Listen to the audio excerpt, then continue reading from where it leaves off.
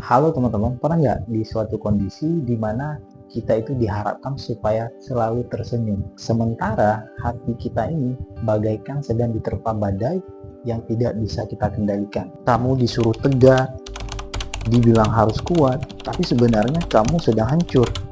Itulah yang disebut dengan paksaan untuk bahagia.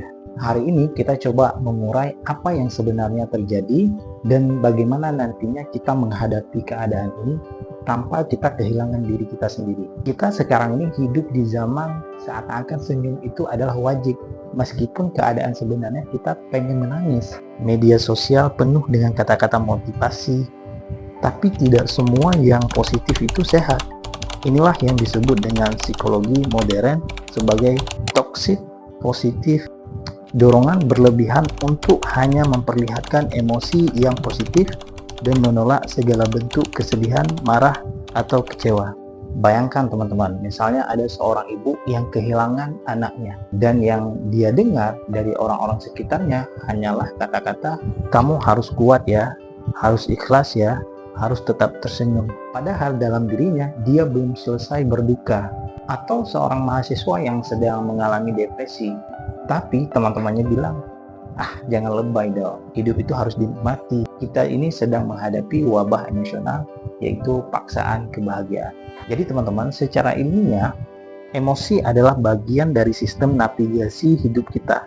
Marah, sedih, kecewa, semua punya fungsi. Emosi negatif bukan untuk dibuang, tapi untuk dipahami. Jadi teman-teman, ketika kita menekan emosi negatif, maka otak kita ini akan memunculkan stres jangka panjang nantinya. Represi adalah bom waktu.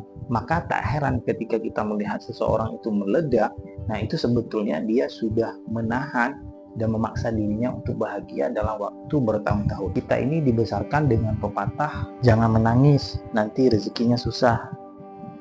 Atau kalau sedih berarti kita itu kurang bersyukur. Tapi benarkah demikian?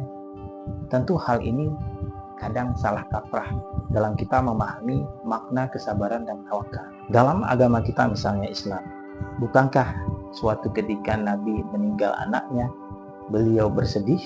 Bahkan ketika istri beliau tercinta, Ummul Mukminin Khadijah binti Khuwailid meninggal, beliau juga bersedih.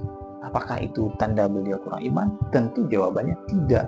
Karena pada dasarnya memang kesedihan itu adalah fitrah. Lalu bagaimana cara kita menghadapi emosi dan membangun kebahagiaan yang otentik? Nah, berikut ini ada beberapa langkah yang mungkin bisa kita pelajari nantinya. Yang pertama, validasi emosi diri. Katakan pada dirimu, aku berhak sedih, aku boleh kecewa. Itu bukan dosa. Yang kedua, berlatih mindfulness.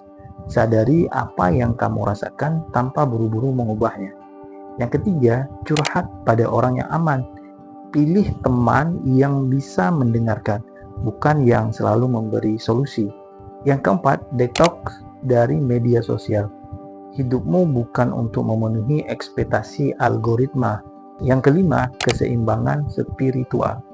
Berdoa bukan untuk memaksa diri bahagia, tapi untuk menenangkan batin yang gelisah.